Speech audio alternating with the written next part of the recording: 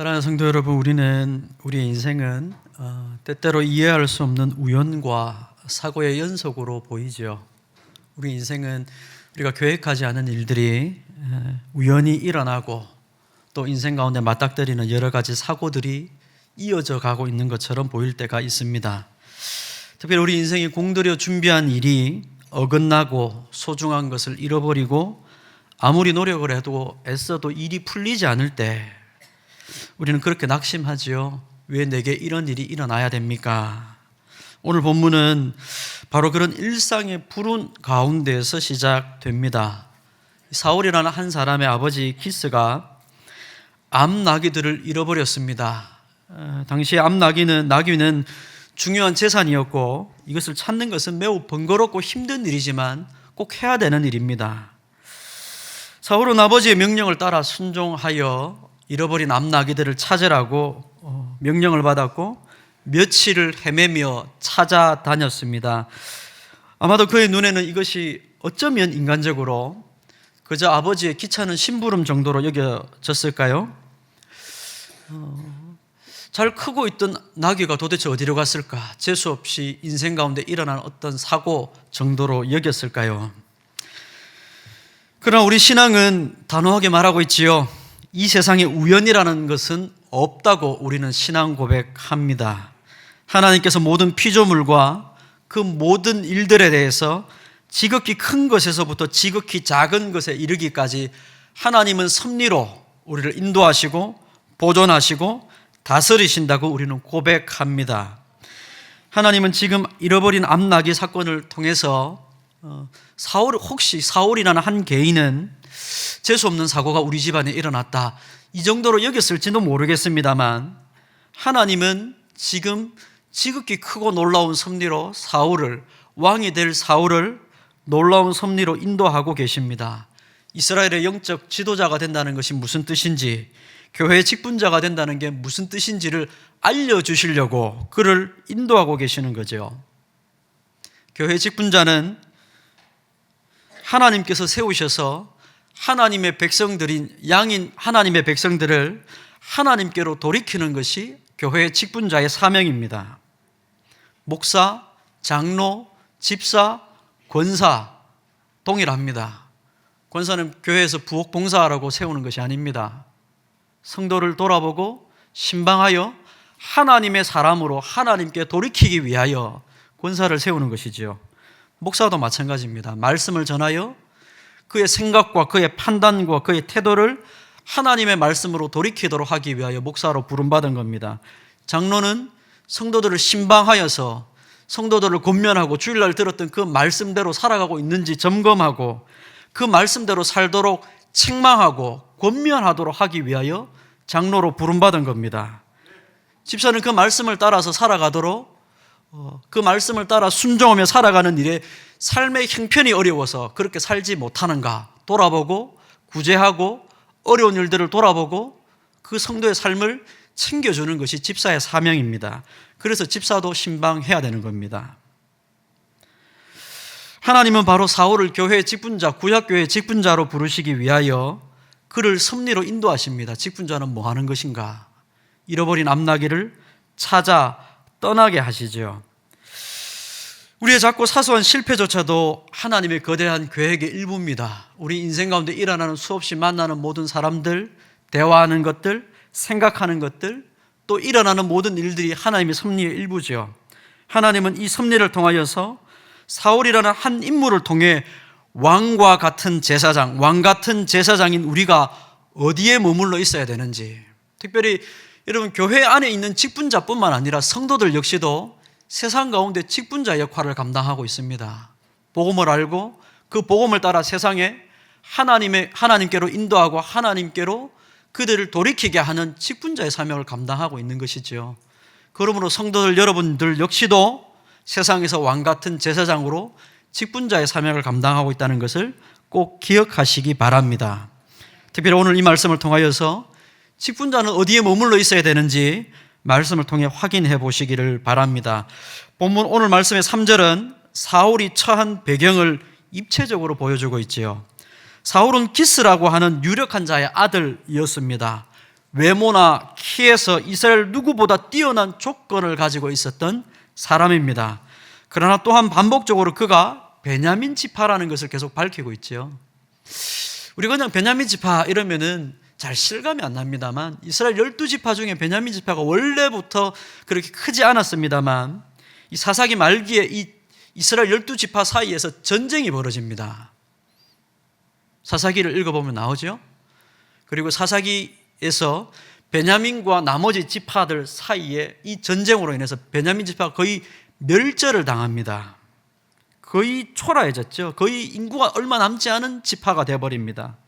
그러니까 사람으로는 굉장히 크고 조건도 좋고 사람들이 흠모할 만한 사람이지만, 또 도리어 그가 속한 지파는 굉장히 보잘것없는 지파였던 거죠. 당시의 상황으로는. 그러니까 스스로 계속 그렇게 말하는 겁니다. 이 베냐민 지파의 작고 작은 나를, 이런 표현을 자꾸 쓰는 거죠. 여러분, 이것은 성도의 영적인 정체성과 같은 것입니다. 우리 정체성이 바로 그와 같죠. 예수 그리스도 안에서 우리는 왕같은 제사장이라는 영적 신분을 가졌지만, 원래 나라는 사람, 그리스도와 무관하게 나라는 사람은 아무것도 아니었던 인생이라는 것을 우리가 확인해야 됩니다. 성도는 여기 서 있지 않으면 무너져 내립니다. 예수 그리스도 안에서 우리가 얻은 성도라는 직분이 아니라면 나는 원래 하나님의 구원을 받을 만한 자격이 없는 자라는 것을 알아야, 본질상 진노의 자녀였다는 것을 알고 하나님의 긍휼이 없이는 단 한순간도 설 수 없는 죄인이라는 것을 알아야 우리 인생 가운데 감사와 찬송이 터져 나오게 되는 것입니다. 사울은 지금 세상의 유력함과 죄인의 비천함이라는 이 둘 사이에 서 있습니다. 인간의 전적 부패를 우리는 고백하지요. 인간은 죄인입니다. 우리가 신앙적으로 그렇게 고백을 합니다. 그러나 실제로 자기 삶에서는 내가 죄인입니다라고 고백하는 사람이 그렇게 많지 않은 것 같습니다. 입술로는 나는 죄인입니다 고백하지만, 둘 사람 사이에서는 그래도 내가 너보다는 낫다라고 고백합니다. 사람들이 늘 그렇게 고백을 하지요.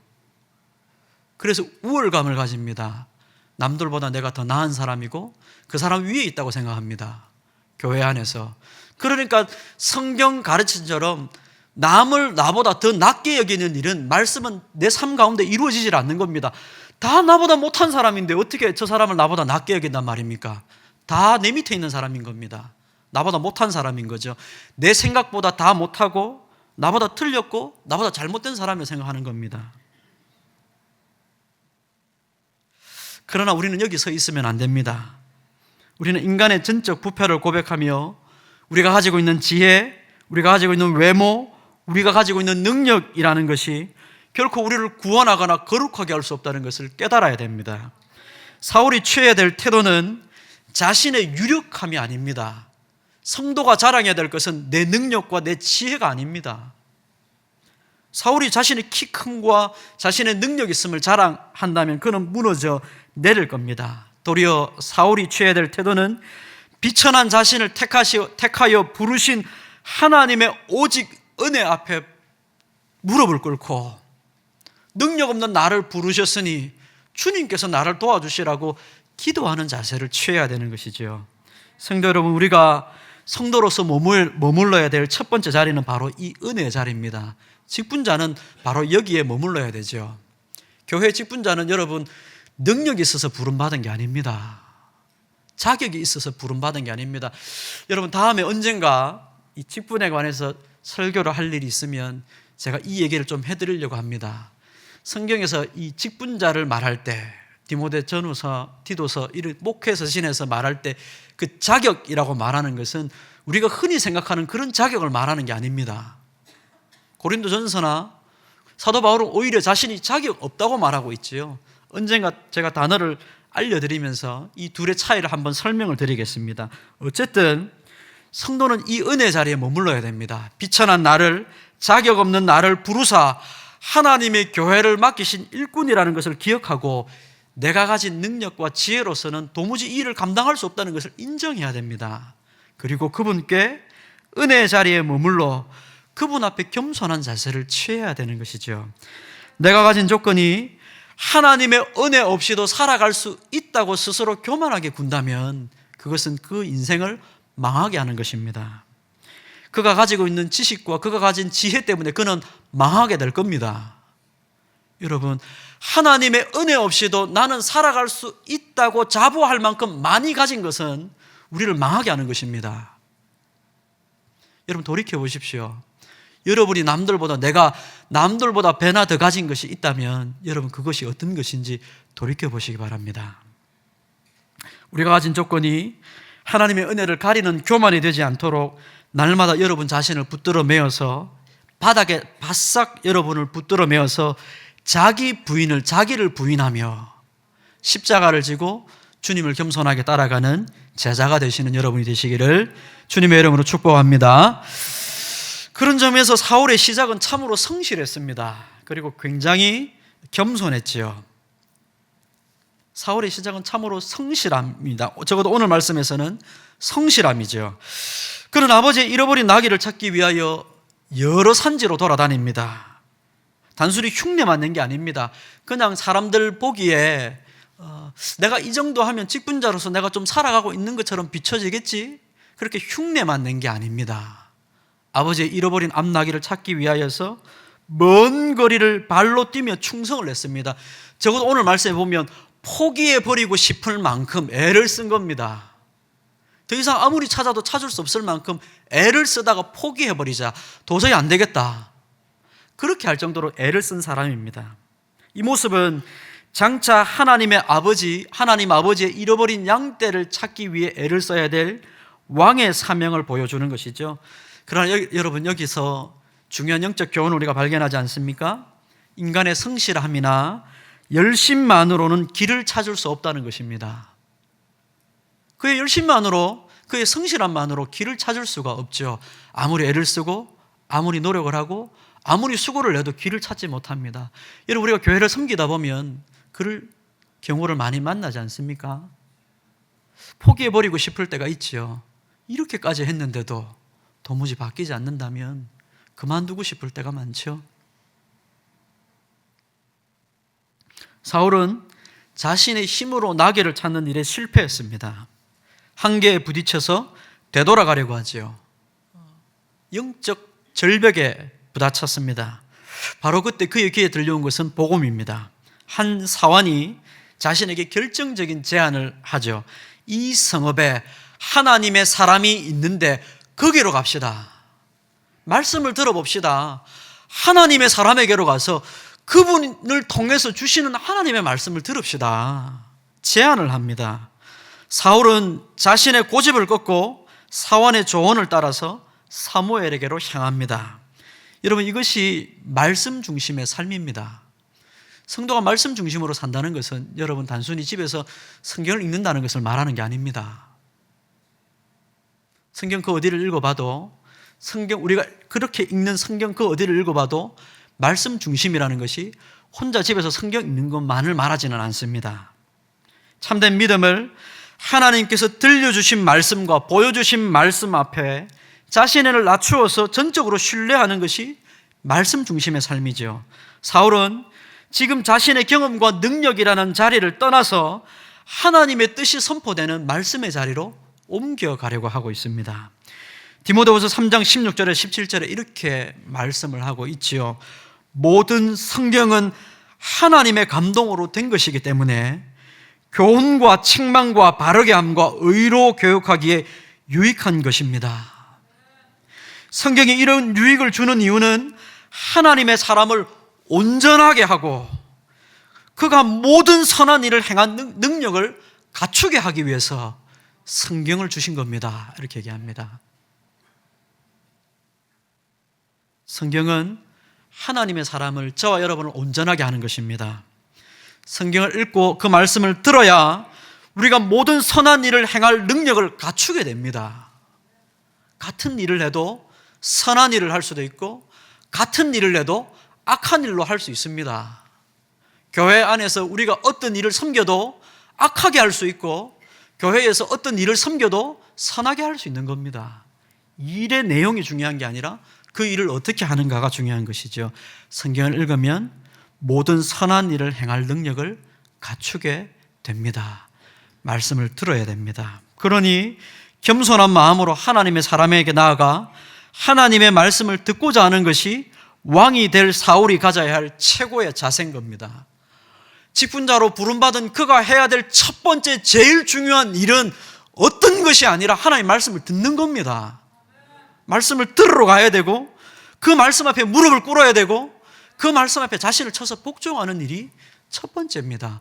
왕 같은 제사장으로 살려면 그렇게 살아야 되지요.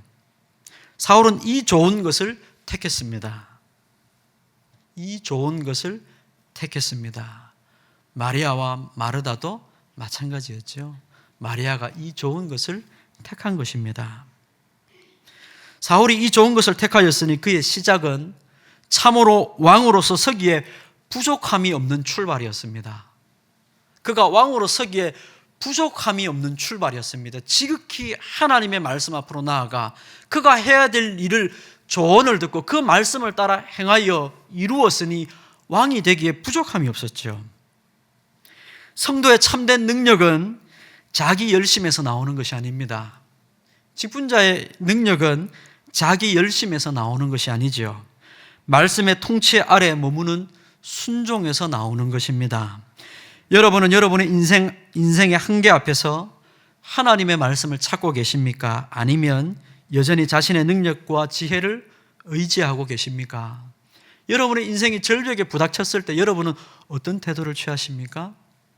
여러분의 자녀들이 절벽에 막혀 있습니까? 여러분의 미래가 그렇습니까? 형제가 그렇습니까? 가족이 그렇습니까? 여러분, 그런 문제에 대해서 하나님은 뭐라 말씀하십니까? 가서 들어보셨습니까? 하나님의 사람으로 저와 여러분이 온전하게 되기를 원하신다면 우리도 사울과 같이 이 좋은 자리로 나아가야 할 것입니다. 저와 여러분이 이 복된 선택을 하시는 여러분이 되시기를 주님의 이름으로 축복합니다. 그러나 우리가 잘 알듯이 오늘 본문의 이 밝은 시작 뒤에 숨겨진 사울의 어두운 미래를 우리가 잘 알고 있습니다. 이토록 겸손하고 순종적이었던 사울이 왜 나중에 비참하게 버림을 받았습니까? 지금 그가 걸어가고 있는 그 자리를 나중에는 떠나갔기 때문에 그렇습니다. 하나님께서 사무엘을 통해 주신 말씀을 듣지 않습니다. 듣지 않습니다. 그걸 사무엘이 이렇게 표현하죠. 들어보십시오. 왕이 스스로 작게 여길 그때에 여호와께서 왕에게 기름을 부어 이스라엘 왕을 삼으시고, 스스로 작게 여길 때에 하나님이 그에게 기름을 부어 왕으로 삼으셨다고 얘기합니다. 하나님의 말씀을 듣는 자리로 나아가는 것을 스스로 작게 여길 그때라고 표현하고 있는 겁니다. 여러분, 우리가 스스로를 작게 여기고 겸손하게 한다는 말은 세상 사람들이 말하는 겸손과 다른 겁니다. 본질적으로 다른 겁니다. 세상 사람들이 하는 그런 거짓 겸손을 흉내내지 마십시오. 그런 것을 여러분에게 요구하시는 게 아닙니다. 여러분을 쳐서 하나님의 말씀 아래로 기꺼이 들어가는 겁니다. 이것이 저와 여러분이 행해야 될 겸손입니다. 사울이 하나님의 섭리와 은혜 안에서 거했을 때에는 자신을 그렇게 고백을 했죠. 베냐민 지파의 지극히 작은 나를이라고 고백을 합니다. 자신을 그렇게 알고 있었던 겁니다. 나는 아무것도 아니고 나는 별것도 아닙니다. 자신을 그렇게 스스로 실제로 여기고 있었던 겁니다. 그래서 자기를 왕으로 세운다는 그 말을 들었을 때 두려워 떱니다. 여러분, 우리가 직분자가 처음 될 때 사람들이 다 그렇게 하지 않습니까? 임직식을 하면요, 사람들이요, 요즘은 그런 분들도 참 드뭅니다만 예전에는 사람들이 임직식을 하면 펑펑 울었습니다. 하나님이 나 같은 사람을, 이 귀한 교회에 나 같은 사람을 하나님께서 교회 직분자로 세워주신다는 것이 감격스럽고 도무지 감당이 안 돼서 참 많이 울었죠. 요즘은 그런 일이 잘 드뭅니다만 실제로 그랬습니다. 이 사울이 그랬죠. 베냐민 지파의 지극히 작은 나를 하면서 그렇게 두려워 떨고 했었죠. 그러나 사울이 왕이 되자 그는 돌변했습니다. 여러분, 많은 직분자들도 그렇습니다. 직분자가 되기 전에는 주님, 제가 되면 이렇게 하겠습니다. 이렇게 섬기겠습니다. 되고 나면 사람들이 달라집니다. 여러분 한번 돌이켜 보십시오. 되기 전에 내 마음과 되고 나서 나는 어떻게 다른지, 화장실 들어가기 전에 나와 나오고 나서 나는 어떻게 달라졌는지 한번 돌이켜 보십시오. 사울은 왕이 되어 힘을 갖기 시작하자 그 왕으로 섬기는 일을 내려놓습니다. 그리고 그들 위에 군림하기 시작합니다. 마음이 높아지죠. 이제 하나님의 사람 사무엘을 찾아가는 대신에 내가 왕인데 하고 있습니다. 자신의 판단을 따라 사무엘을 통해 주신 하나님의 명령을 자기 마음대로 수정해버립니다. 타협해버리죠. 이게 여러분 죄로 오염된 인간의 본성입니다. 우리가 구원받은 후에도 우리의 고백은 우리가 구원받은 후에도 우리는 여전히 죄의 유혹 앞에 연약하다는 것을 우리 신앙이 고백하지 않습니까? 하나님이 모든 것을 다스리지만 악한 자들이 하나님의 명령을 어기는 것을 하나님은 막지 않으십니다. 내버려 두시죠. 버려 두신다는 말을 씁니다. 그들의 책임을 물으신다고 강조하시죠. 우리가 머물러야 될 자리는 높아진 보좌가 아니라 하나님의 말씀 앞에 우리 자신을 날마다 작은 자로 여기는, 작게 여기는 낮은 자리입니다. 우리가 여기에 머물러야 됩니다. 우리 스스로를 유력한 자로 착각하는 그 순간부터 우리는 타락의 길로 접어들게 됩니다. 우리가 이미 그 길에 들어섰을 수도 있고 우리가 그 길의 문턱에서 유혹받고 있을 수도 있습니다. 돌이켜야 됩니다. 스스로 작게 여기는 그 자리를 굳게 지켜야 되는 것이죠. 신명기 4장 9절에 이렇게 얘기합니다. 오직 너는 스스로 삼가며 내 마음을 지키라고 말합니다. 스스로 조심해서 네 마음을 힘써 지키라고 말합니다. 잠언 4장 23절에 이렇게 얘기하죠. 모든 지킬 만한 것 중에서 다른 사람 지키려고 하지 말고 네 마음을 지켜라, 이렇게 얘기합니다. 우리의 마음이 스스로 작게 여기는 자리에서 떠나 스스로 높아지는 자리로 가지 않도록, 떠나가지 않도록 우리 마음을 지켜야 된다고 말씀하는 겁니다. 우리 자신을 지키시는 여러분이 되시기를 주님의 이름으로 축복합니다. 사랑하는 성도 여러분, 말씀을 맺겠습니다. 오늘 우리는 사울이라는 인물을 통해서 하나님의 섭리가 우리를 어디로 인도하든지 겸손과 순종이라는 영적 자리로 가야 된다는 것을 배웠습니다. 사울은 처음에는 그 자세를 취했습니다. 그러나 결국 왕이 되자 그 권력에 취해서 말씀을 듣지 아니하고 자기 마음대로 판단하는 죄를 범함으로 왕의 자리에서 쫓겨나게 되었습니다. 사울의 비극은 머물러야 할 자리에서 이탈한 것입니다. 사울의 실패는 우리에게 근본적인 질문을 던집니다. 죄에 오염된 인간이 스스로의 힘으로 과연 이 자리를 끝까지 지킬 수 있을까? 여러분, 저도 그렇습니다. 목사 된 지, 그리고 담임 목회를 한 지 저도 한 7년 정도 되거든요. 은퇴할 때쯤 되면 이제 다 나이가, 혹시 이제 결정을 하고 판단을 내리시는 분들이 저보다 나이가 어린 분들이 되면 그때 내가 내 마음대로 하려고 하지 않을까, 그런 생각이 듭니다. 얼마나 큰 유혹입니까? 정말 우리가 이 자리를 끝까지 지킬 수 있을까요? 우리는 하나님 앞에서 고백해야 됩니다. 우리의 인간의 전적인 무능력을 고백하고 스스로 결코 하나님의 뜻을 완전하게 순종하거나 스스로 끝까지 그 길을 걸어갈 수 없다고 확신해야 됩니다. 바로 여기에서 우리가 은혜를 구하는 자리로 나아가게 되는 겁니다. 우리의 참된 왕이신 예수 그리스도께서 이 길을 끝까지 걸어가셨습니다. 사울이 왕의 자리에서 실패하고 이탈했다면 예수 그리스도는 끝까지 그 십자가에 머무르셨습니다. 하나님 아버지께서 원하셨던 그 십자가의 자리를 이루시기까지 끝까지 그 자리를 지키셨지요. 그분은 하나님의 본체시나 하나님과 동등됨을 취할 것으로 여기지 아니하시고 스스로를 낮추어서 종의 자리에 머물렀다고 그렇게 고백을 합니다. 아버지의 말씀이 명하시는 십자가의 자리를 끝까지 인내하며 머물러 계셨습니다.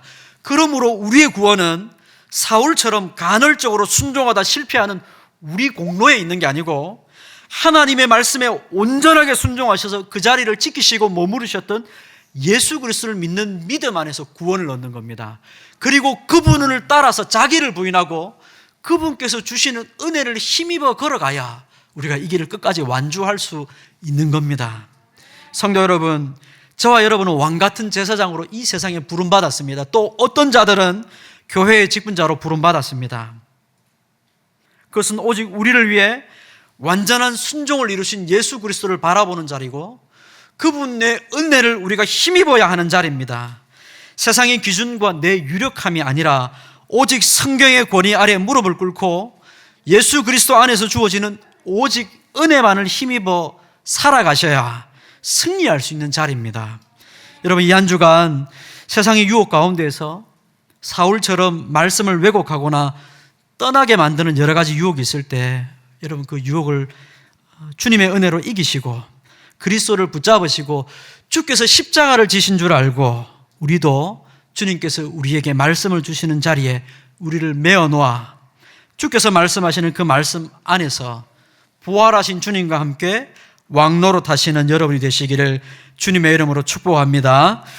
기도하겠습니다. 자비로우신 하나님 아버지, 우리의 연약함과 한계를 아시는 우리 주님 앞에 우리의 죄를 회개합니다. 또 우리의 허물을 내려놓습니다.